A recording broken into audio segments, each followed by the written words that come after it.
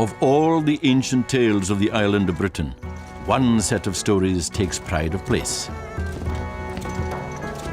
The stories of King Arthur. Arthur, the perfect king. A warrior hero whose exploits have thrilled generation after generation, for century after century. Fearless and flawless, he's the king of a fabulous court, with a queen of enchanting beauty. Arthur, champion of honor and self-sacrifice. His Knights of the Round Table, paragons of chivalry and romance. Their daring quests burnish the glory of their king. And they fight for justice on his behalf. Arthur's genesis may be lost in the mists of time, but his values still speak to us today. His ideals have inspired presidents and protesters, democrats and dictators, all around the modern world. Even the manner of his passing seems to comfort the defeated and downtrodden.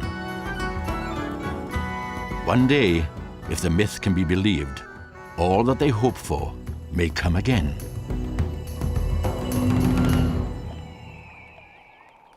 But what are the facts about this mystical king? Archaeologists have scoured Britain to try to pinpoint the location of his fabled court, Camelot. Historians have searched every surviving ancient manuscript for scraps of evidence about the real Arthur. Romantics have sought to follow his quest for the Holy Grail. But have they all been looking in the wrong direction? This is the true story of King Arthur, the legend.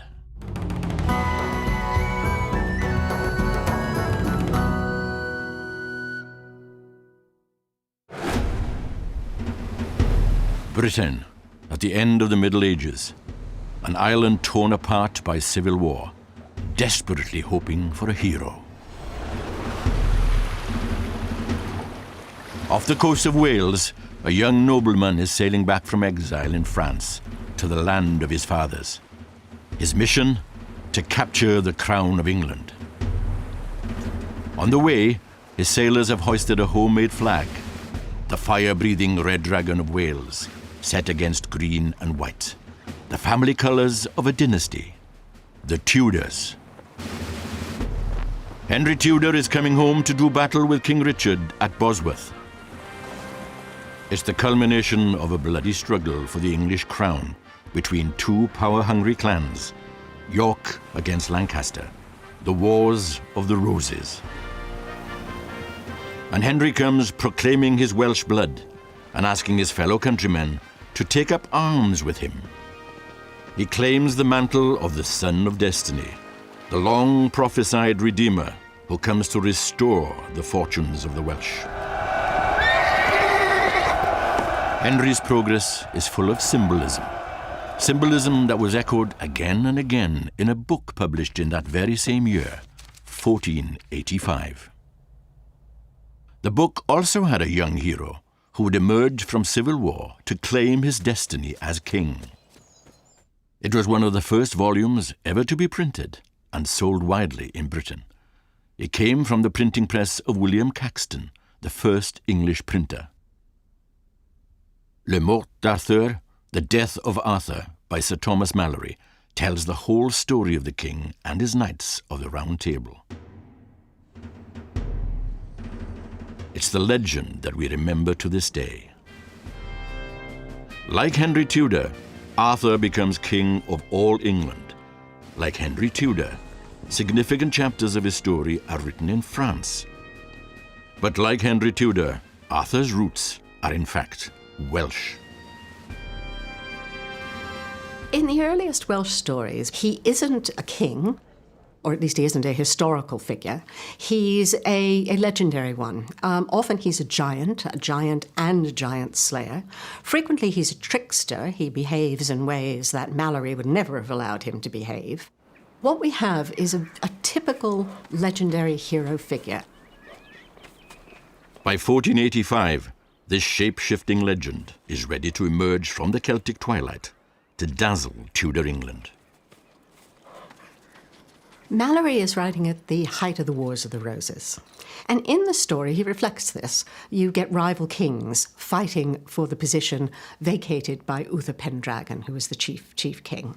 And Malory actually says, words to the effect, would that the kings of today had the nobles of yesteryear. He's looking back at this wonderful British world, which he sees as the best place to have been. In Malory's story, each pretender to the throne is given the chance to draw the true king's sword from an anvil in which it's embedded. Only the boy Arthur succeeds. No one, not even the boy himself, knows that Arthur is Uther Pendragon's true son and heir. Uther Pendragon falls in love with someone else's wife, and he makes a pact with Merlin, the wizard Merlin, and Merlin changes his appearance. So he makes love to this woman, and she doesn't realize what has happened. And this child, who is a child of deceit and adultery, is Arthur. And this child is given to Merlin, and he's schooled by Merlin. And now this unlooked-for son passes the magical test, reclaims the royal sword, and succeeds his dead father.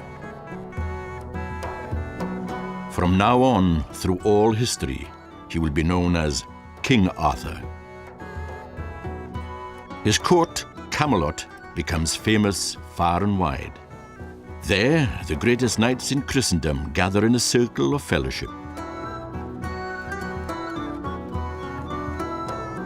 They commit themselves to fight for honor, free the oppressed, defend the powerless.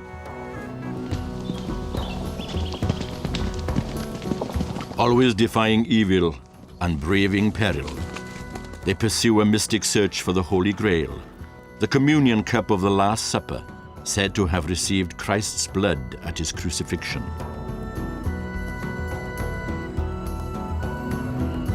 No knight is more courageous than Lancelot. His sword serves the king, but his heart belongs to Arthur's queen, Guinevere.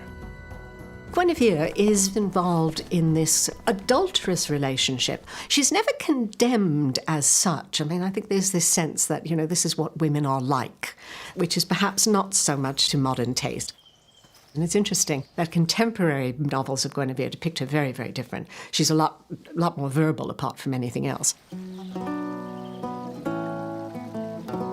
But she is very interesting because she comes straight out of Welsh tradition, so far as we can tell, the earliest elements of Welsh tradition. She develops first just as a queen and consort, then as this figure of conflict.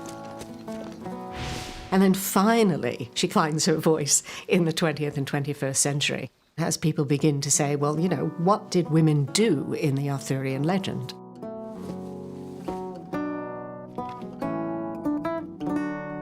Guinevere and Lancelot are drawn ever more intimately together. Their slow-burning love ignites.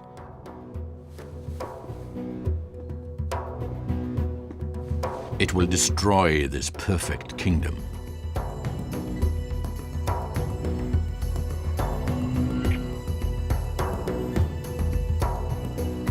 When the lovers yield to their passion, the king's embittered rival, the evil Mordred, uncovers their adultery.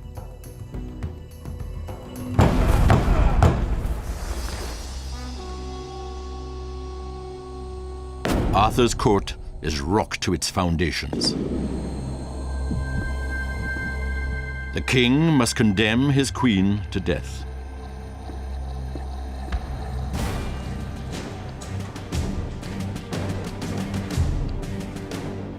The fellowship of the Round Table is shattered, and Lancelot is exiled from Camelot.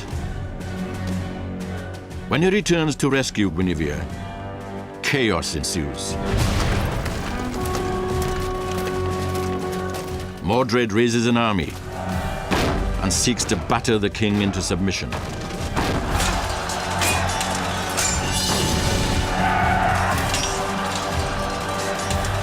In a terrible battle, the Knights of the Round Table perish.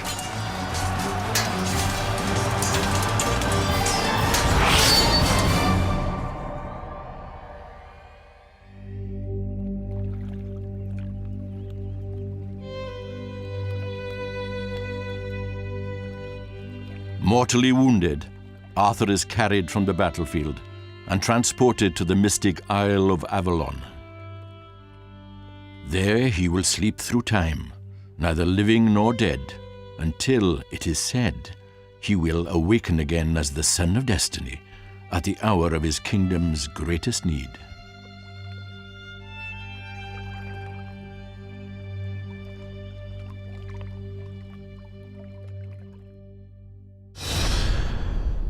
In the real world of 1485, many Welsh people believed that the ancient prophecy had finally come to life. In defeating King Richard on the field of Bosworth, Henry Tudor claimed the crown of England.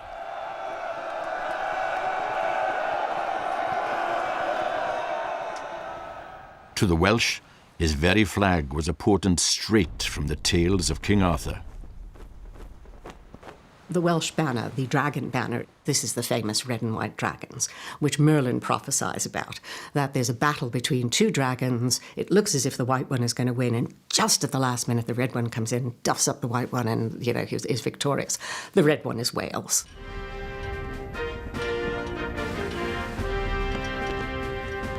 Now, while it's controversial just exactly how much of this stuff Henry actually used, his firstborn son, whom he sends to Leicester, which is in the Welsh marshes, to rule as Prince of Wales, and he gives him a very special name, Arthur.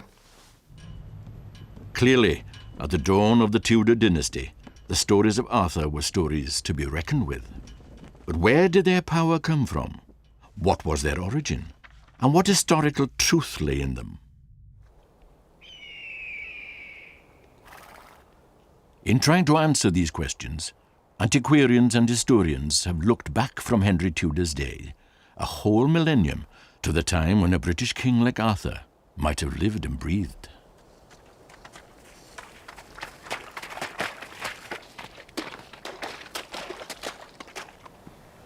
In the centuries after the Roman Empire collapsed, the native peoples of southern Britain found themselves ringed about by hostile forces. Raids from British tribes from the north, war bands from the west sailing across the Irish Sea. And from the east came powerful invaders from mainland Europe, the Saxons.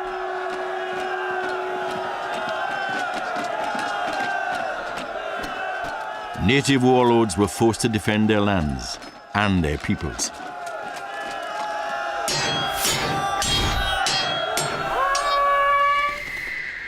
Out of this period emerges a number of battle leaders, petty kings perhaps.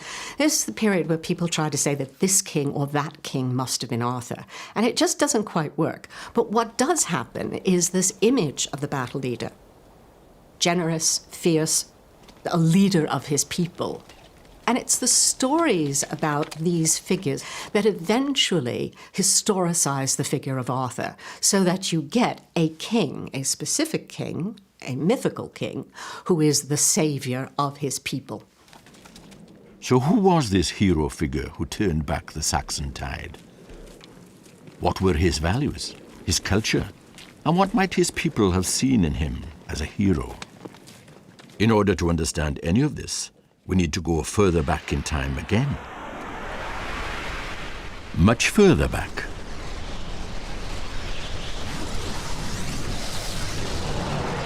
"4,000 years ago, a new people started to appear on the shores of Britain. Smiths and sages, possessed of a rare magic. They brought with them the secrets of metalworking and a culture we call Celtic.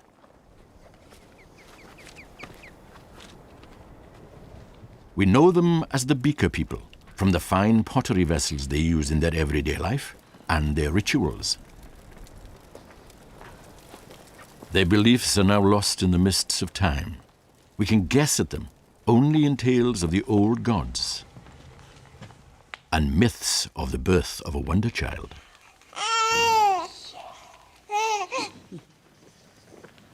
But from generation to generation, their customs and beliefs must have been passed on.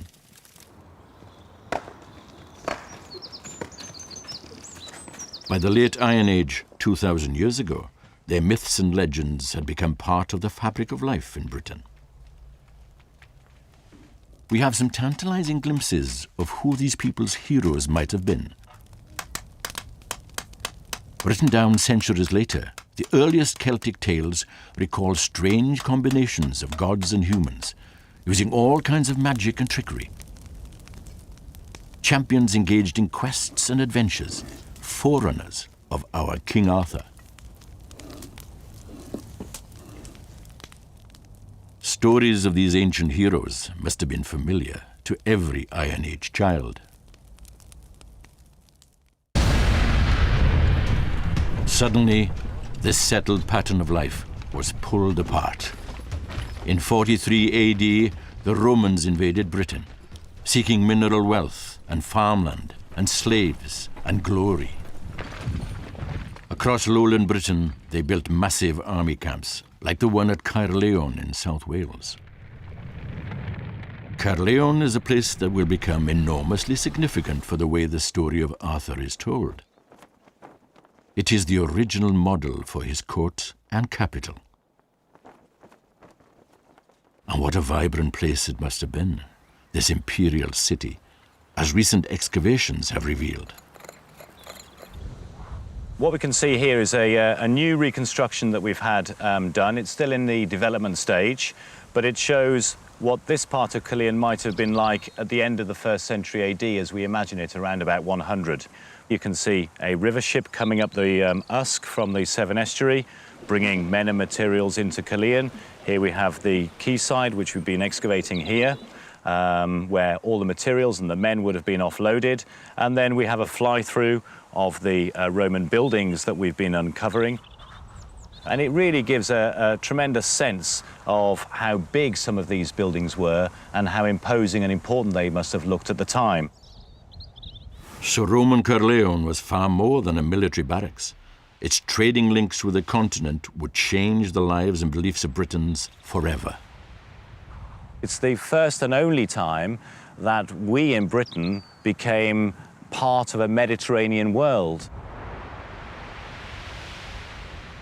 Caerleon was a major access route, so the wine that Romans liked to drink, or the olive oil that they liked to put on their food, for example, came in amphorae in large storage vessels. And it's not just the material things, but also the new gods that Romans brought with them, the new languages, the new ways of dressing and thinking about the world. These would also have been brought into Western Britain, presumably at places like this. The Romans ruled Britannia for 4 centuries. They bring warm baths and writing and Christianity. It's a legacy which will shape the story of Arthur. But when their empire crumbles, the Romans march out of British history, leaving a power vacuum in southern Britain.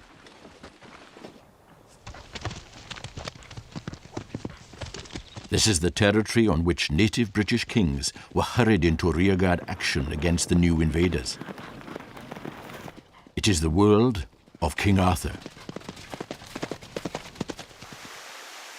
It's also the age of the saints.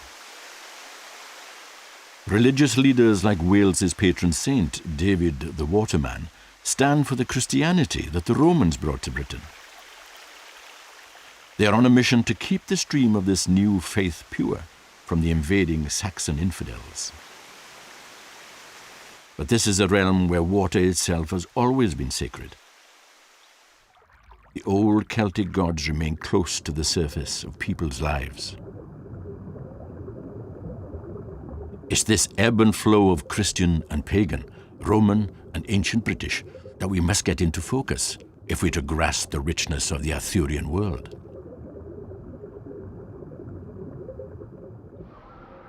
But in the fog of war, as the battles with the Saxons intensify, Arthur's own identity is still veiled in mystery. At the beginning of the 6th century, you have a monk, Gildas, who writes about the loss of Britain. And he sort of says, you know, this king and that king weren't up to the task. He's describing a world which is fragmenting almost as he's looking at it. He's actually writing within a generation of Mountbatten.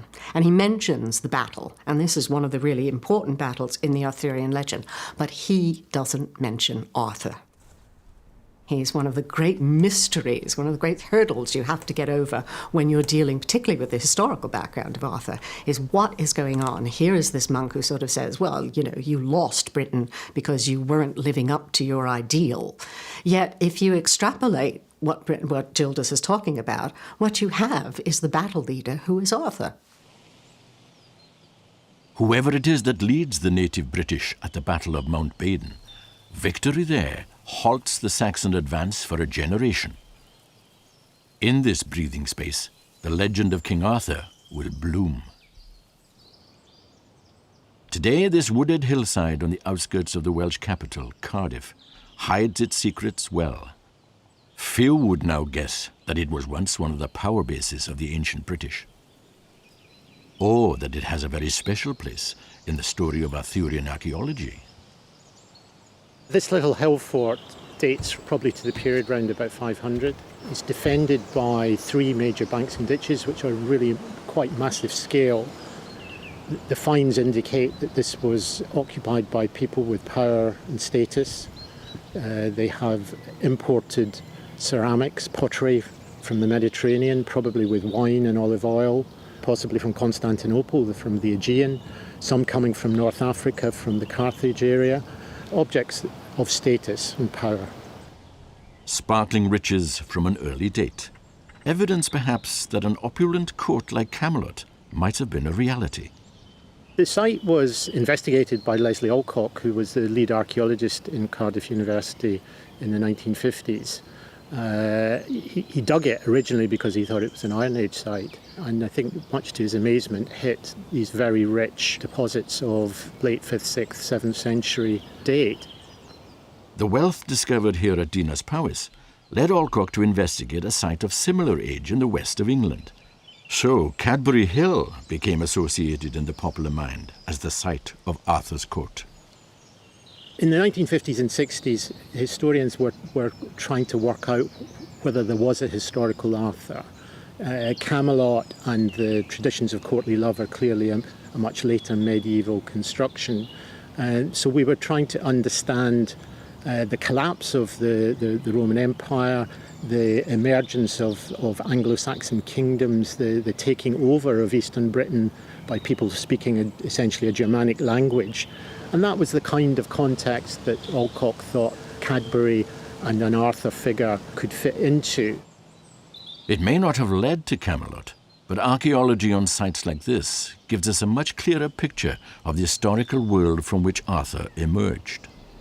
There is no archaeological evidence for Arthur, but when you see a little strongly built hill fort like this does give you a sense of the kind of people who would have lived here.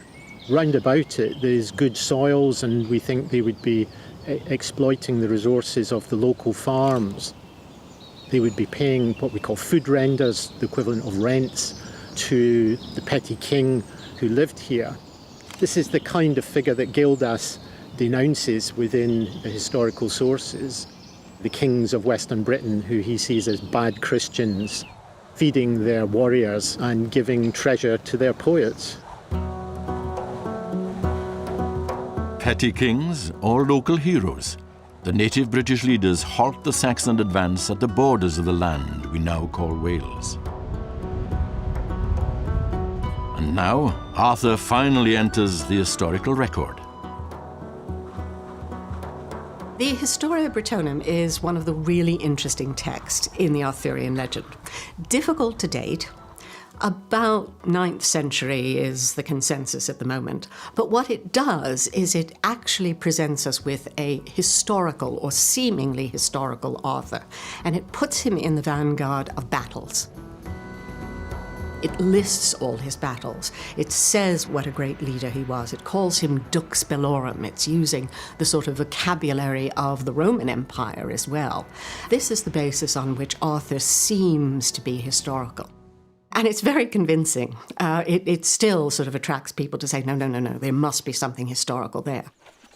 Those controversies aside, what you get from this is a figure who is beginning to change from being a folk tale figure, someone who kind of duffs up the monsters, to someone who leads men, who can save his country, who is noble and fierce, but fights human battles rather than sort of supernatural ones.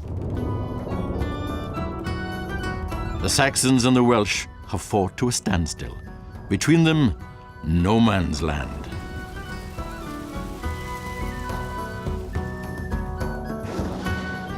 On the English side of the border, the Mercian king Offa constructs one of the largest defensive earthworks anywhere in Dark Age Europe. Offa's Dyke. Over in Wales, Arthur is being remembered more and more clearly as a hero who defended Christian Britain against the infidels from the east.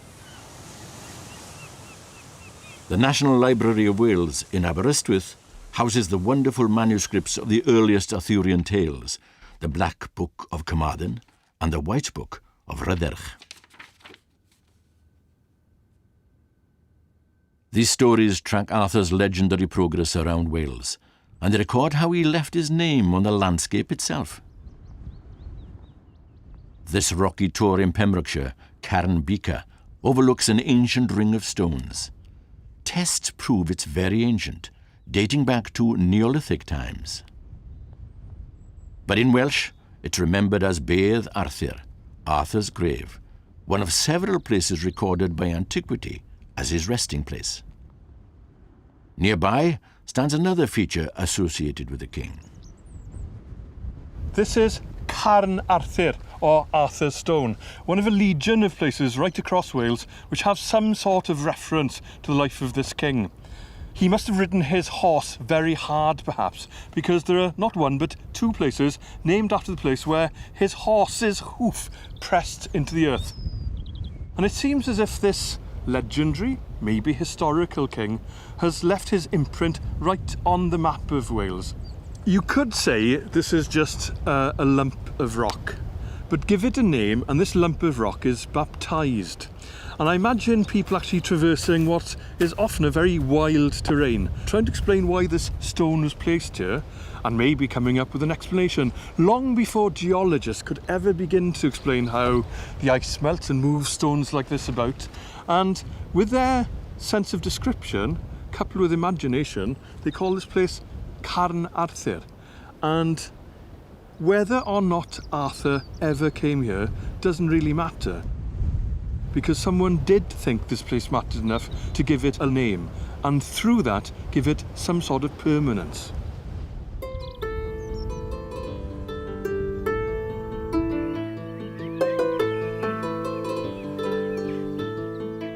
For all that his spirit seems to belong here, and for all the prophecies that he will return one day, Arthur, like the Welsh, seems to be retreating into the mountains, a doomed hero figure destined to be remembered only by his own people. But then, our tale takes a strange twist.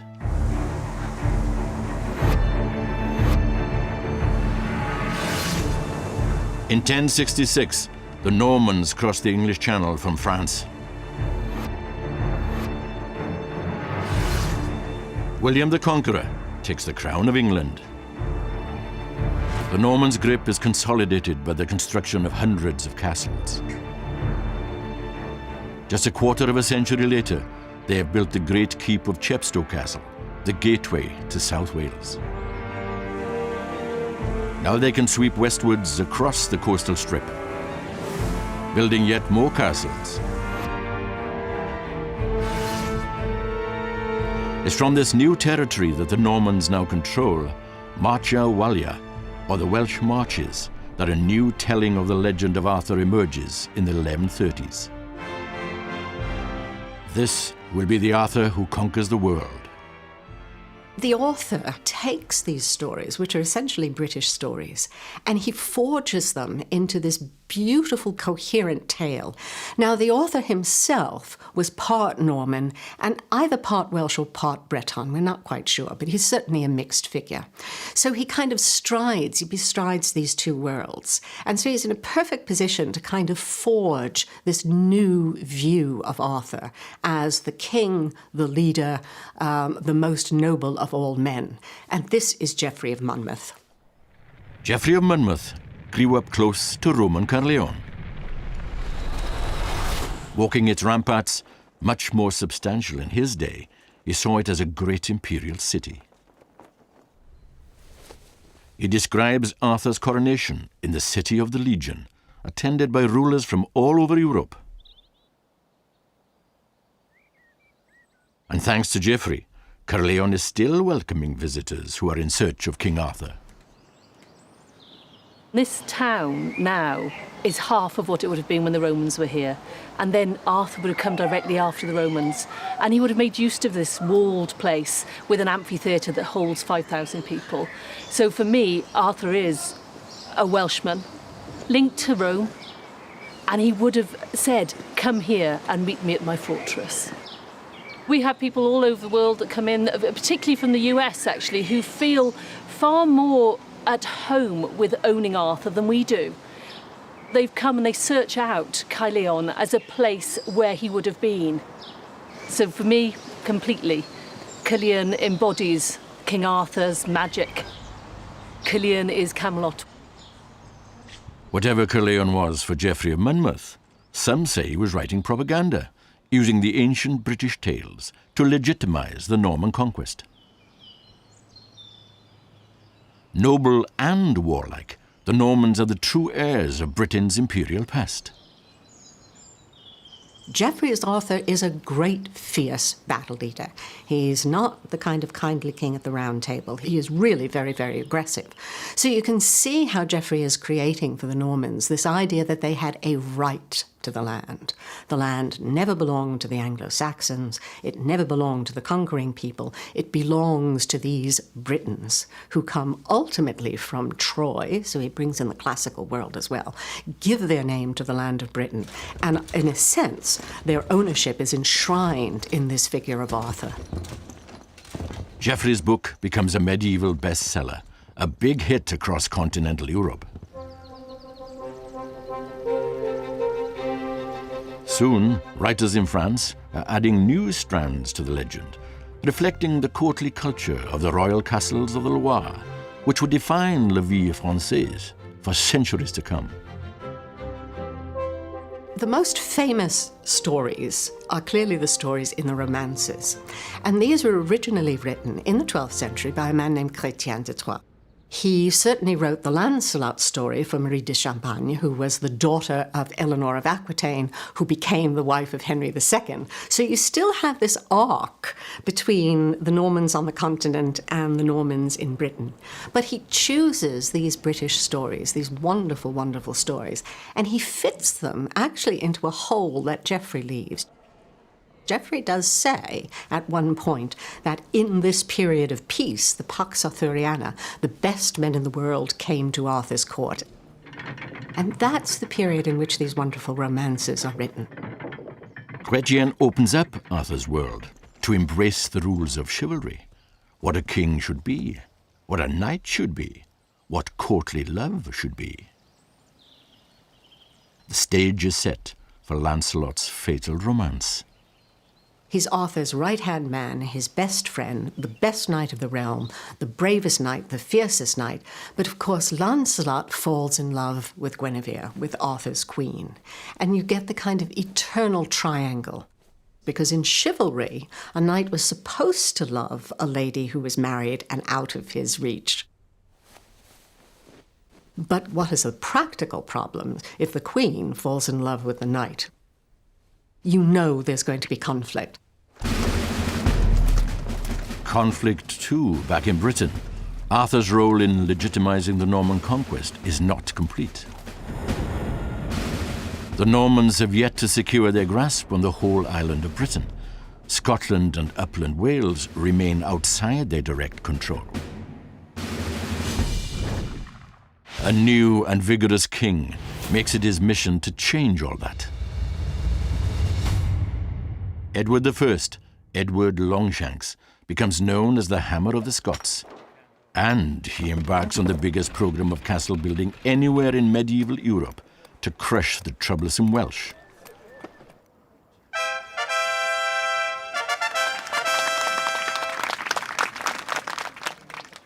It's said that Edward proclaimed his own son as Prince of Wales in Carnarvon Castle in 1284, claiming for the conquerors the mantle of the Son of Destiny.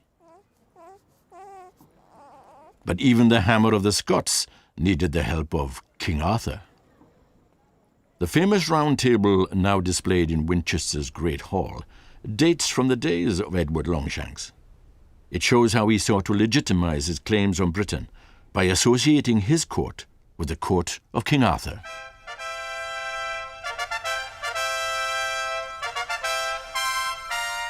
Longshanks's grandson, who was Edward III, was also interested in the cult of Arthur. And of course, he takes this notion of the Fellowship of the Round Table, and eventually it becomes the Order of the Garter, these specially selected knights, the best of the best.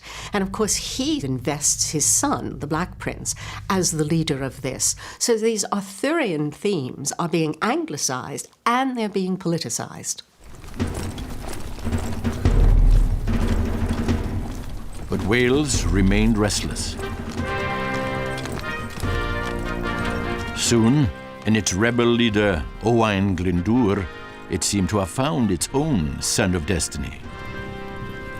Under Glyndŵr, in the first decade of the 1400s, the Welsh took hold of a string of Norman castles.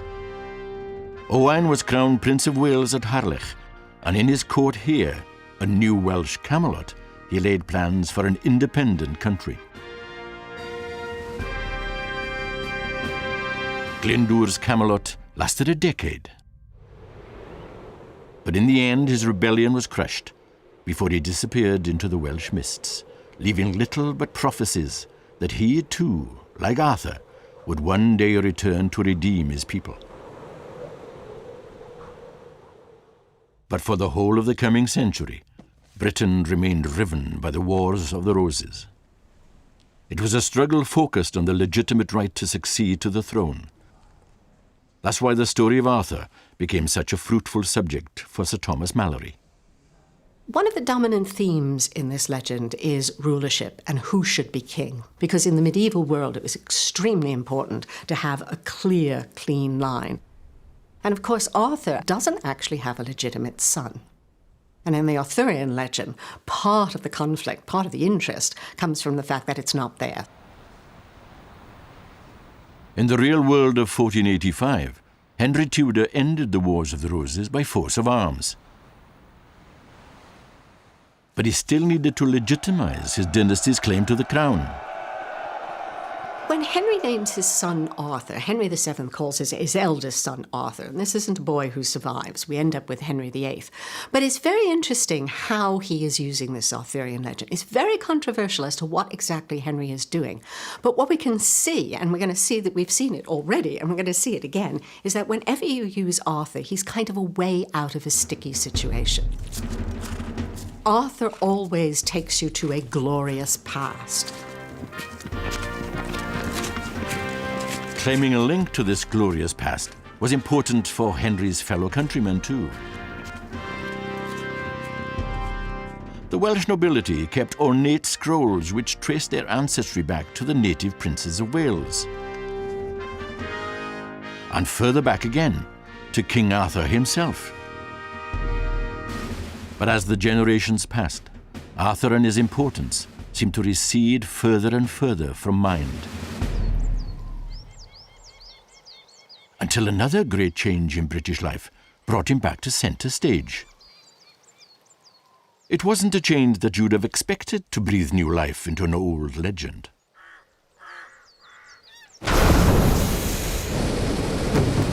The Industrial Revolution. It heralded the birth of the modern world. Wales was one of its cradles. In the new mechanical age, notions of romance and chivalry seemed outdated. But for some, the squalor of the present was the very inspiration to reclaim the glories of the past. In Merthyr Tydfil, at the heart of the booming iron industry, one privileged incomer was drawn back to the old Welsh tales. Charlotte Guest was an aristocratic lady who was brought up in the southeast of England. She married at the age of 21, married John Guest, who was the owner of Dowlais Ironworks, but she fell in love with the tales of the Mabinogion and set about translating them into English. She says in her introduction that we should claim Wales as the cradle of Arthurian romance, that Wales really is responsible for having introduced these tales to the wider world. In England, too, there was an impulse to escape from the dark satanic mills, back to the purer, more honourable world represented by Camelot. England's poet laureate, Alfred Lord Tennyson, woke Arthur from his long sleep with a little help from Charlotte Guest.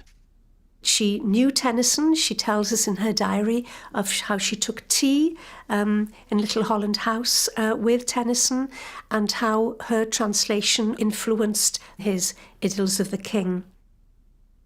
Charlotte Guest's translation did appeal to the period, and this is what's so interesting, I think, about Arthur and about the Arthurian tradition. Arthur is in a way a shapeshifter, and the fact that we know so little about him as a historical character, that it's been easy to push him into these various roles and for authors to use him. I'd argue very strongly that behind the Arthur of Malory and Tennyson, Geoffrey of Monmouth, there is a very Welsh Arthur, and that is the original Arthur. Now, this Welsh original goes global. He appeals to all sides in the great ideological conflicts of the 20th century. In Nazi mythology, the SS were the Third Reich's Teutonic Knights, Arthur's true heirs. Hitler's lieutenant, Heinrich Himmler, was obsessed with Arthur. He designed a Camelot for his senior Gruppenführers in the castle of Wewelsberg in Westphalia. The focal point was a huge round table. J.R.R. Tolkien took a different view. In The Lord of the Rings, Arthurian figures wage war against fascism. There's a quest, a fellowship, the guiding hand of a wise wizard, and the return of the king, all to protect Middle-earth against an evil dictator.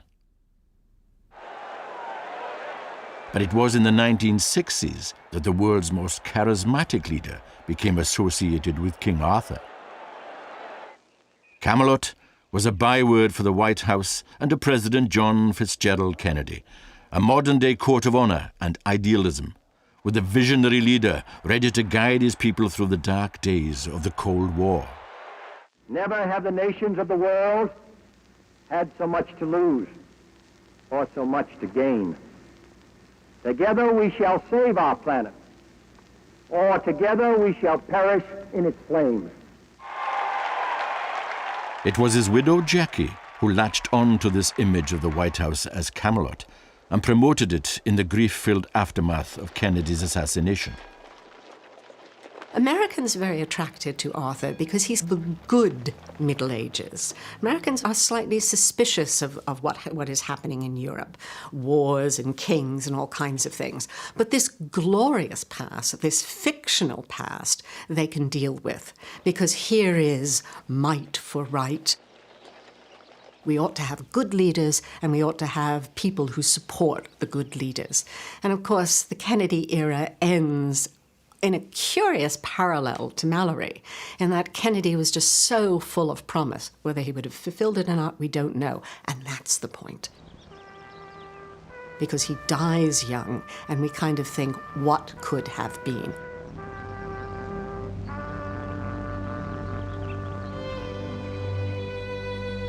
a noble leader, departing this life too soon, leaving a grieving widow and a sense of destiny unfulfilled.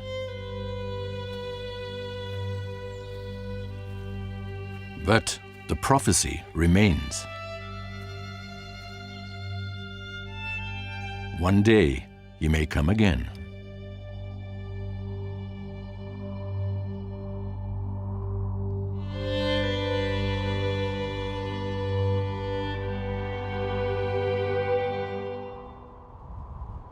If Arthur's greatest battles in ancient times were with the Saxons, one of his greatest legacies for us today may be the remarkable survival of Welsh identity and culture in the modern world. On match days in Cardiff, the capital of Wales, the Red Dragon is flown proudly. It still has the power to overcome the old enemy. And at least one of Wales's former rugby heroes takes inspiration from his own given name. I sometimes react flippantly and say, of course, I was named after the late king, and wait for the reaction. My first cap, my first appearance for Wales was against England. There was a Celtic Arthurian mist that encircled the city and the stadium. The English came as overwhelming favourites with their legions, and happily, on that day, we won. That whole history, that whole tradition, the occasion, the atmosphere, I felt 10 feet tall. I felt like a king going into battle. We've been next door to a much larger and more powerful nation for our entire history. We need leaders, and the name Arthur invokes somewhere deep inside us a sense that we can produce great leaders, powerful leaders that can inspire a nation, achieve great things. Arthur, as I would call him in Welsh, Arthur in English, Arturo in Italian, and there are endless, it seems, variations around the world. But to me, he was, is, and always will be a great Welsh warrior king. And no one, no historian or anybody else will ever convince me otherwise.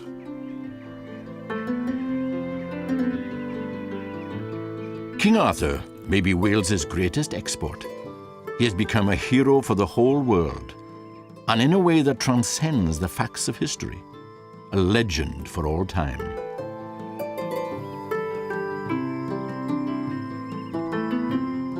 He is a mythical figure, placed in history over and over again, because of the power his story wields to shape that history. He remains King Arthur, the legend. Who was he? Well, he wasn't a historical figure. He's a legendary figure who becomes historicized. And he's perfect. He's the legendary hero, he's the fighter, he's the trickster, he's the giant slayer. It's so easy to historicize that character. And what makes Arthur so powerful is that you can historicize him in different periods. He can be a 6th century king fighting the Saxons. He can be a medieval king. He can be a Victorian king. He can be a 20th century king. He's going to go into the 21st and 22nd century. He's absolutely the perfect figure to project onto him all our ideas of nobility, order, good governance, beauty and romance. It is absolutely the perfect myth.